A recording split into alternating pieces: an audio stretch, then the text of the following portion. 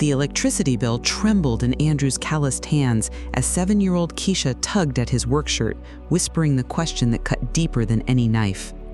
"Daddy, why do the lights keep going away?" Andrew stared at the red notice in the darkness of their cramped apartment, the streetlight outside casting long shadows across unpaid bills scattered on the coffee table. 2 jobs, 60 hours a week, and still he was drowning. The morning shift at the warehouse paid for groceries. The evening shift cleaning offices paid for rent. But utilities? That was a luxury he couldn't afford. "The lights are just sleeping, baby girl," he whispered, pulling Keisha onto his lap while his 2 other children, Marcus, age 10, and Jamal, age 15, pretended to do homework by the glow of their phones. But Andrew knew better. He knew that in 3 days, the power company wouldn't care about his sleeping metaphor. He knew that his ex-wife's child support checks had stopped coming 6 months ago. He knew that his supervisor at the warehouse had already warned him about showing up late after those long nights at the office building. What he didn't know was that his oldest son was about to make choices that would tear their family apart forever. Jamal sat in the corner, hood pulled low, fingers moving quickly across his phone screen. The boy who used to ask Andrew to read Bible stories before bed now barely looked up when his father walked in the room. The boy who used to hold his hand walking to church now found excuses to stay home every Sunday. Andrew felt something cold settle in his chest as he watched his son. That terrifying silence every parent knows, but no one talks about. The silence when you realize your child is slipping away and you don't know how to pull them back. "Daddy," Keisha's voice broke through his thoughts. "Are you scared of the dark too?" Andrew kissed the top of her head, tasting salt come the tears he didn't even know were falling. "No, baby, Daddy's not scared." But he was lying. He was terrified of so much more than darkness.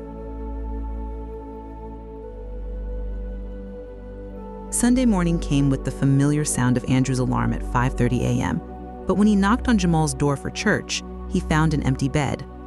"Where's your brother?" Andrew asked Micus, who was buttoning up his only good shirt, the one with a small tear near the collar that Andrew kept meaning to fix. "He left early," Marcus shrugged. "Said he had somewhere to be." Andrew's stomach dropped. 3 weeks ago it was, "I don't feel good." 2 weeks ago it was, "I have homework." Last week it was, "Church is boring, Dad." Now it was just an empty bed and unanswered questions. At Greater Faith Baptist, Andrew sat in the same pew they'd occupied for 5 years, but the space where Jamal used to sit felt like a gaping wound. Pastor Williams preached about the prodigal son, and every word felt like God was speaking directly to Andrew's pain. Sometimes, Pastor Williams said, his voice echoing through the small sanctuary, we have to love our children from a distance and trust God to bring them home. But how far was too far? And what if home wasn't where they wanted to be anymore? That afternoon, Andrew waited. He waited through lunch, through helping Keisha with her coloring book, through Marcus practicing his multiplication tables. He waited until the sun started setting, casting orange light through their thin curtains. Jamal walked in at 8:47 p.m. Andrew knew because he'd been watching the digital clock on the microwave, counting every minute his son was gone. Jamal's clothes smelled like cigarettes and something else Andrew couldn't identify. His eyes were different, harder, older, like he'd seen things a 15-year-old should never see. "Where were you?" Andrew asked, his voice steadier than he felt. "Out." "Out where?" "Just out, Dad. Chill. Chill." When had his son started talking to him like he was some stranger on the street? When had respect become something Jamal left at the door with his childhood? "We missed you at church." Jamal laughed, a sound that made Andrew's heart break a little more. "Yeah, well, I don't miss it." That night, Andrew lay awake listening to the sounds of the city outside their window. Sirens, car alarms, voices carrying up from the street corners where he knew things happened. Things he'd worked 2 jobs to move his family away from. But distance didn't matter if the streets came looking for you. He thought about his father, who'd worked 3 jobs and still lost Andrew's older brother to these same streets. He thought about all the prayers he'd whispered in warehouse break rooms and office building bathrooms, begging God to keep his children safe. But what do you do when safety becomes the enemy? What do you do when your child starts choosing danger? Andrew closed his eyes and prayed the prayer every parent fears they'll have to pray. God, I don't know how to save him. Andrew found it on a Tuesday morning when he was looking for quarters to do laundry. He'd gone into Jamal's room to check under the mattress, not to spy, but because that's where he kept emergency money, and they needed every quarter they could find to wash the kids' school clothes. His hand swept under the mattress, expecting to find loose change or maybe a forgotten dollar bill. Instead, his fingers touched cold metal. Andrew's entire world stopped. He pulled out a small silver pistol, heavy and real in his trembling hands. This wasn't a toy. This wasn't something from a movie. This was death wrapped in steel, hidden under his 15-year-old son's bed.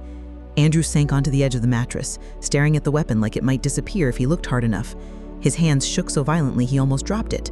Questions crashed through his mind like thunder. Where did Jamal get this? Why did he have it? What was he planning to do with it? How long had it been there, just 3 feet from where Andrew tucked Keisha in for bedtime stories? The apartment felt different now, contaminated. Every shadow looked dangerous. Every sound from the hallway made his heart race.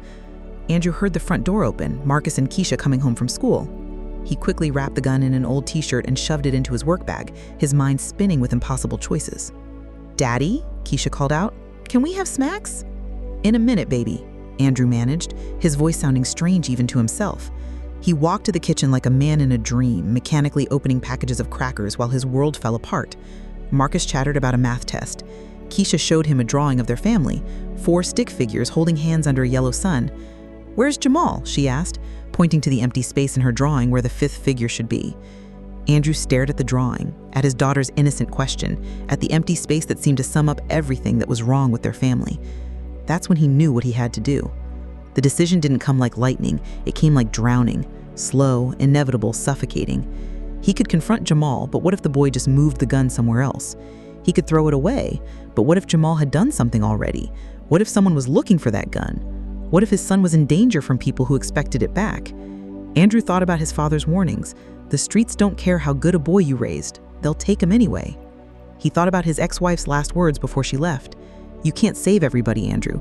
Sometimes you have to choose. He thought about Marcus and Keisha sleeping innocently in beds just a few feet from where their brother kept a loaded weapon. That night, Andrew sat in the dark living room with his phone in one hand and his faith in the other, making the hardest choice a father could ever make. He dialed 911. The police came at 6:23 a.m., just as Andrew was getting ready for his warehouse shift. Andrew had spent the entire night rehearsing what he would say, how he would explain, how he would somehow make this hurt less. But when the 3 officers knocked on their door, 2 men and a woman, all looking tired from a long night shift, words became impossible. "We're here about Jamal Washington," the female officer said quietly, glancing at Marcus and Keisha, who were eating cereal at their small kitchen table. Andrew nodded, unable to speak. Jamal appeared in the hallway, still in his basketball shorts and an old t-shirt, rubbing sleep from his eyes. For just a moment, he looked like the little boy Andrew used to carry on his shoulders, the one who used to fall asleep during bedtime prayers. Then, Jamal saw the uniforms. "What's going on?" Jamal asked, but his voice carried the weight of someone who already knew. "Son, we need you to come with us," one of the male officers said, his tone professional but not unkind. That's when Jamal's eyes found Andrew's. Andrew had never seen hate before. Not real hate. He'd seen anger, frustration, even rage. But the look in his 15-year-old son's eyes was something deeper, colder. It was the look of complete betrayal. "You called them," Jamal whispered, and it wasn't a question. Andrew's mouth opened, but no words came out. "How do you explain to your child that you're destroying them to save them?" "Jamal, I don't." Jamal's voice cut through Andrew's heart like broken glass. "Don't say my name. Don't say nothing to me ever again." The officers were gentle as they put Jamal in handcuffs. They'd obviously dealt with juveniles before. They explained about his rights, about what would happen next, about how this was for his own safety. But Andrew heard none of it through the sound of his own heart breaking. As they walked Jamal toward the door, the boy turned back one last time. "I'll never forgive you," he said, his voice steady and cold. "Never." Marcus started crying. Keisha asked why the police were taking Jamal away. Andrew stood frozen in his doorway, watching his oldest son disappear into the back of a police car. Through the rear window, Jamal stared at Andrew with eyes full of fury and pain. The boy pressed his hands against the glass, and Andrew can read his lips forming words that would haunt him for years. "You're not my father anymore." The police car pulled away, taking Andrew's son and leaving behind a silence so complete it felt like death. Andrew closed the door and leaned against it, his knees buckling. Marcus and Keisha stood in the hallway, looking at him with confusion and fear. "Where did they take Jamal?" Keisha whispered. Andrew pulled his babies close, holding them while his own world collapsed. He thought about the gun, still wrapped in that t-shirt in his work bag. He thought about the choice he had made. He thought about the look in Jamal's eyes. "Somewhere safe," Andrew finally managed. "I sent him somewhere safe." But as he held his crying children, Andrew wondered if he had just destroyed the very thing he was trying to protect. Juvenile detention smelled like disinfectant and desperation. Jamal learned this within his first hour at Riverside Youth Correctional Facility, along with 3 other crucial facts. Keep your head down, trust nobody, and survival meant becoming someone his father wouldn't recognize. The first test came on his 3rd day. "Fresh meat," called a boy named Rico, bigger than Jamal despite being only 16. "What you in for?" Jamal had practiced this answer. "Weapons charge." "Your daddy turn you in?" Rico laughed, but there was no humor in it. "Yeah, we heard about you. The snitch's son." The common room went quiet. 20 boys, all watching, all waiting to see if Jamal would break. "My father ain't nothing to me," Jamal said, surprised by how easily the lie came. But Rico wasn't satisfied with words. "Prove it," he said, sliding a sharpened piece of plastic across the table. "New guy gets initiated. You want respect? Take it." Jamal stared at the makeshift weapon, his hands trembling slightly. 6 months ago, his biggest worry was passing algebra. Now he was being asked to hurt someone to prove he belonged in a world he never wanted to enter. But what choice did he have? His father had thrown him away. His family was gone. This concrete box was his reality now. The fight lasted 3 minutes and left both boys bloody. Jamal's lip was split, his ribs ached, and his knuckles were raw. But he'd proven himself. He belonged now, if belonging meant being broken. That night, alone in his cell, Jamal touched the cut on his cheek and thought about the last time someone had cared about his wounds. It was 2 years ago when he'd fallen off his bike and Andrew had cleaned the scrapes with such gentleness, whispering, "You're gonna be all right, son. You're stronger than you know." The memory hit him like a physical blow. Jamal reached under his thin mattress and pulled out paper and a pencil he'd traded his dessert for.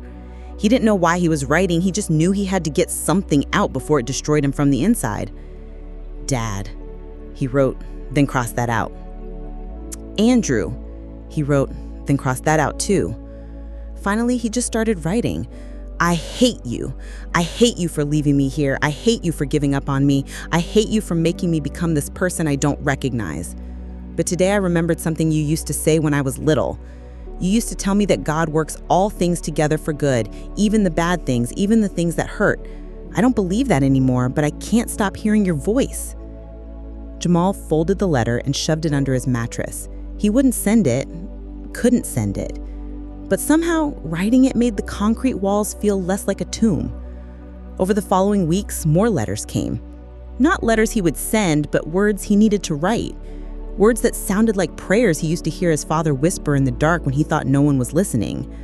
"The Lord is my shepherd. I shall not want, even though I walk through the valley of the shadow of death." He didn't know why those words comforted him. He didn't know why in the darkest place he'd ever been, he kept hearing his father reading scripture. But he kept writing, and slowly something inside the broken 15-year-old boy began to heal. Not the anger, not the betrayal, but something deeper. Something that sounded like hope. Andrew read Jamal's first letter by candlelight.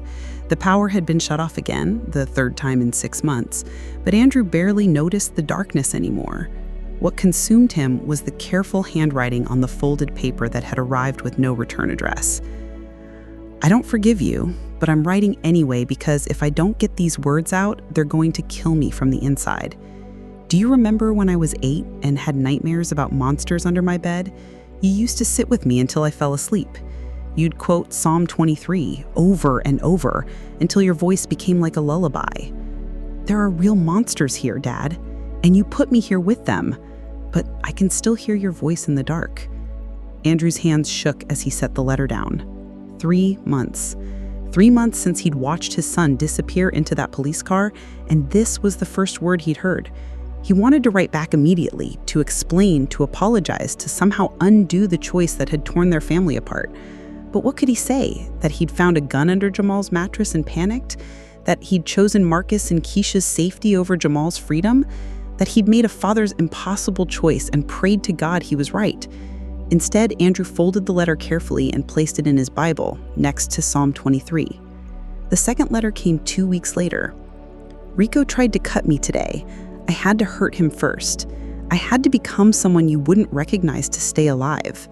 But tonight, I remembered what you used to say about David fighting Goliath.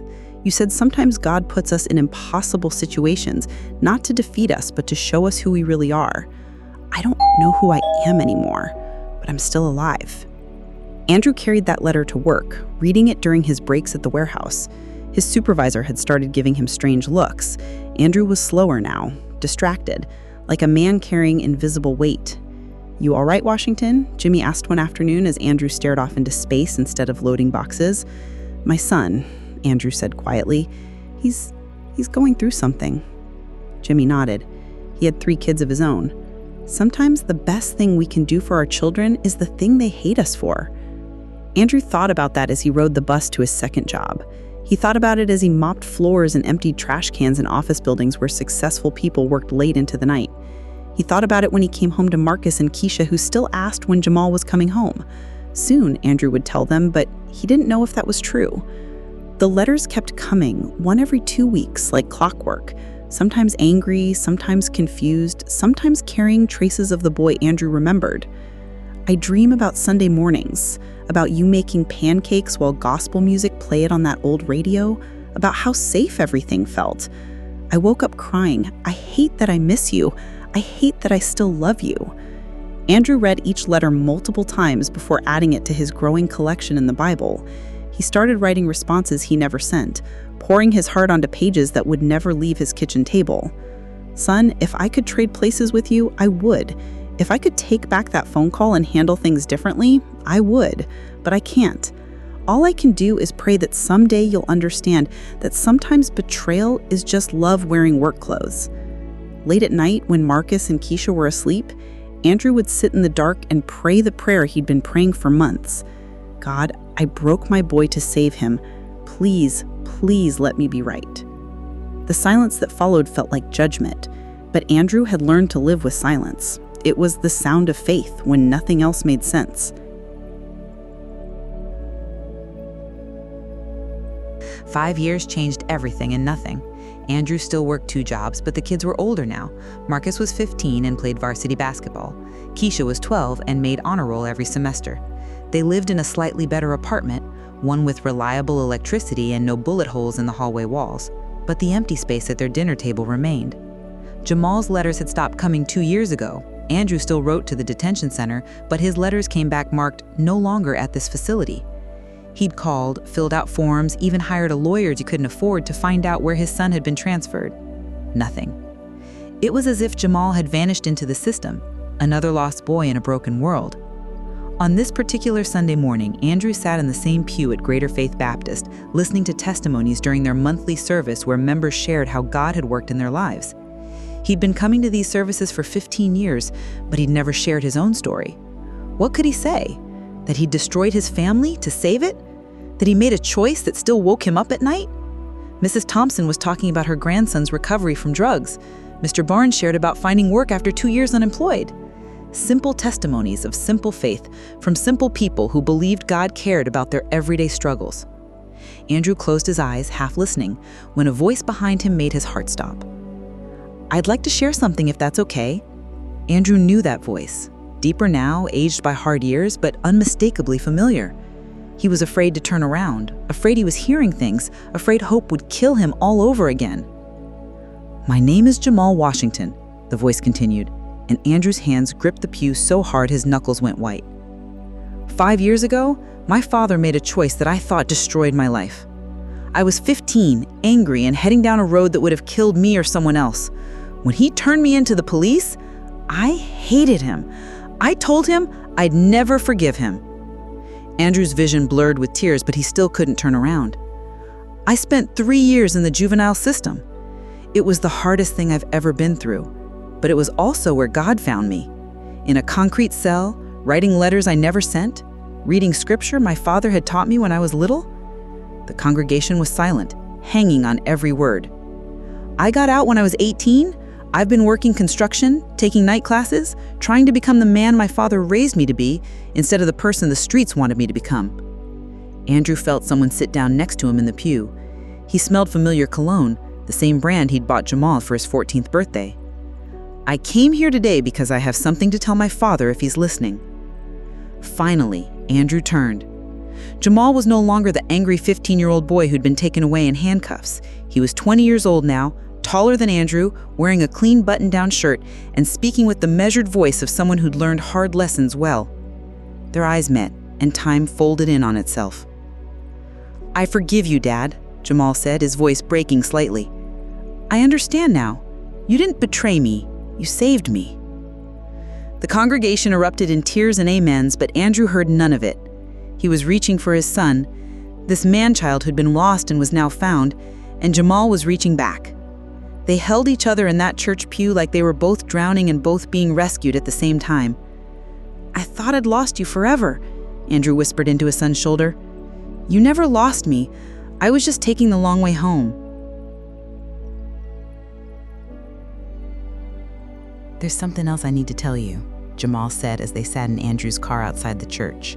They'd been talking for 2 hours about Jamal's time in detention, his job at the construction company, the night classes he was taking to get his GED, about Marcus making varsity basketball and Keisha's straight A's, about 5 years of missed birthdays and holidays and ordinary Tuesday dinners. But something in Jamal's voice made Andrew's stomach tighten. What is it, son? Jamal stared out the passenger window, watching families leave Sunday service, heading home to pot roasts and afternoon naps and the comfortable chaos of normal life. The gun, Jamal said quietly. The one you found under my mattress. Andrew's hands tightened on the steering wheel. Even after all these years, even after their tearful reunion, the memory of that morning still made him sick. It wasn't mine, Dad. The words hung in the air between them like smoke. What do you mean it wasn't yours?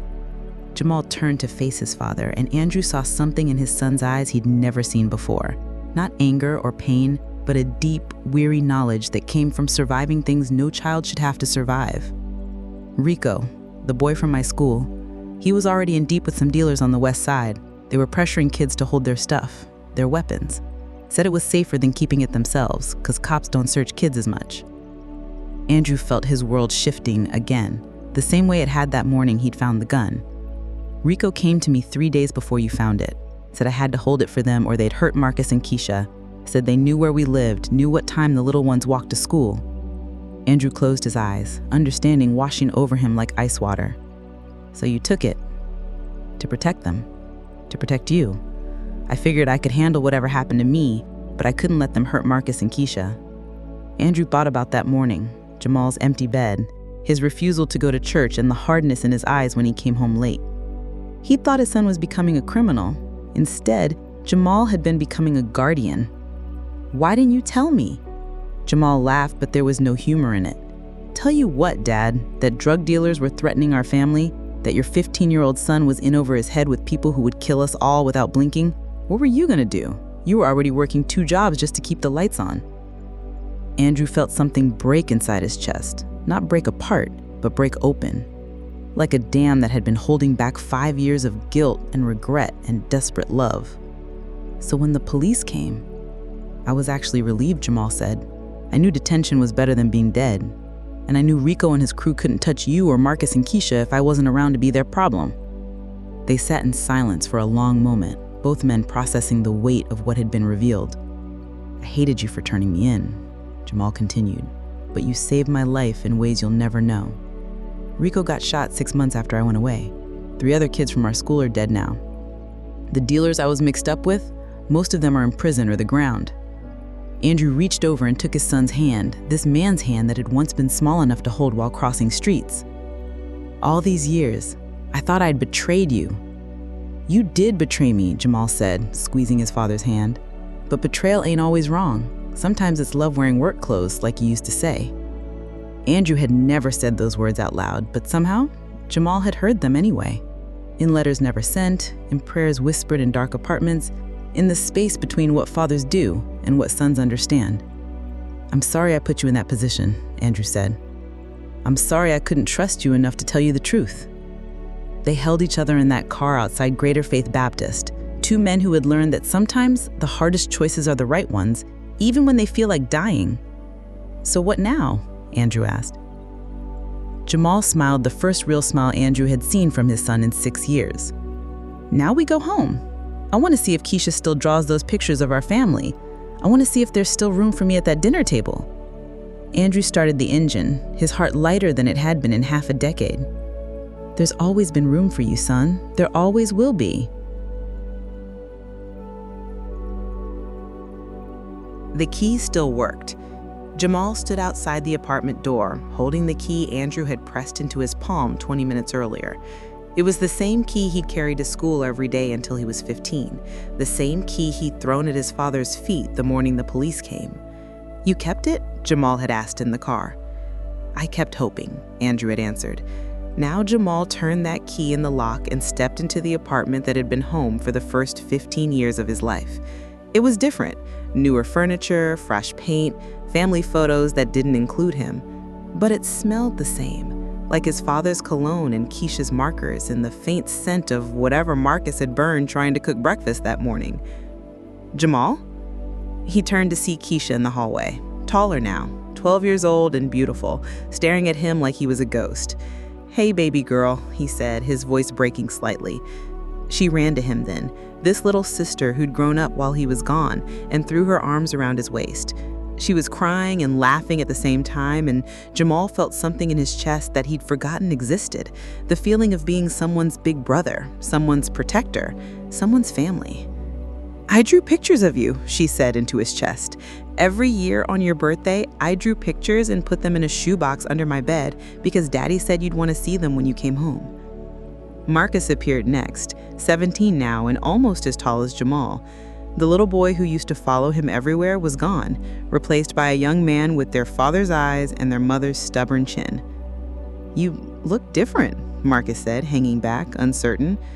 "So do you," Jamal replied. "Dad said you're playing varsity basketball." "Starting point guard." "I'd like to see you play sometime, if that's okay." Marcus nodded, still cautious but warming up. "Coach says I'm good enough for college, maybe get a scholarship." "That's what I'm talking about," Jamal said, and suddenly Marcus was hugging him too, and they were a family again. Incomplete, complicated, but real. They sat around the dinner table that night, the same table where they'd shared thousands of meals before everything fell apart. Andrew had cooked Jamal's favorite meal, fried chicken, mashed potatoes, and green beans that came from a can, because that's all they could afford. "Tell us about detention," Keisha said with the brutal curiosity of a 12-year-old. "Keisha," Andrew warned. "It's okay, Dad," Jamal said. "It was hard, really hard, but it taught me things I needed to learn." "Like what?" Marcus asked. Jamal thought about Rico's blood on his hands, about learning to sleep with one eye open, about the night he tried to hurt himself with a broken piece of plastic before deciding that dying would mean the dealers had won after all. Like how strong I really am, like how much family means, like how sometimes the worst thing that happens to you is really the best thing in disguise. After dinner, Jamal helped Andrew wash dishes while Marcus and Keisha did homework at the table. It felt normal and strange at the same time, like putting on clothes that almost fit. "I got something for you," Andrew said, drying his hands on a dish towel. He disappeared into his bedroom and came back with Jamal's old Bible, the one Andrew had given him for his 13th birthday, the one Jamal had left behind when the police came. But when Jamal opened it, he found something unexpected. Dozens of folded papers tucked between the pages, letters Andrew had written but never sent. 5 years worth of words his father had needed to say but had no way to deliver. "You wrote to me," Jamal said, pulling out a letter dated 3 months after his arrest. "Every week," Andrew said, "even when I didn't know where you were, even when the letters came back. I kept writing because I needed you to know. Someday, I needed you to know that I never stopped believing you'd come home." Jamal unfolded one of the letters, recognizing his father's careful handwriting. "Son, I know you hate me right now. I know you think I threw you away. But every night I pray that God will keep you safe, that He'll bring you home to us when you're ready. I pray that someday you'll understand that loving someone sometimes means making the choice that breaks your own heart." "Dad," Jamal whispered, looking up at his father with tears in his eyes. "I failed you in a lot of ways," Andrew said, "but I never stopped loving you. Not for one day, not for 1 minute." That night, Jamal slept in his old room. Andrew had kept it exactly the same Superman poster on the wall, the same Chicago Bulls bedspread, the same desk where he'd done homework and dreamed about growing up. But Jamal wasn't the same boy who slept here 5 years ago.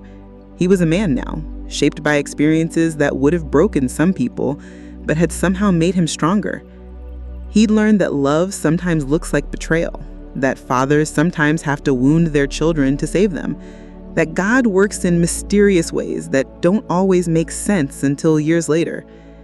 He pulled out a piece of paper and a pen, the same way he'd written letters in detention, but this time he had somewhere to send it. "Dad, I'm home.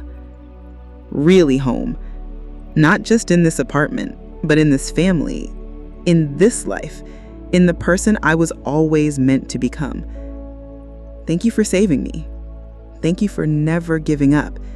Thank you for showing me that sometimes the hardest choice is the right choice. I love you." He folded the letter and slipped it under Andrew's bedroom door, then went to sleep in his childhood bed, finally at peace. Down the hall, Andrew found the letter and read it by the light of his phone, tears streaming down his face. For 5 years, he'd lived with the terrifying silence of not knowing if he'd made the right choice. Now he knew. Sometimes love does look like betrayal, but in the end, it always leads back home.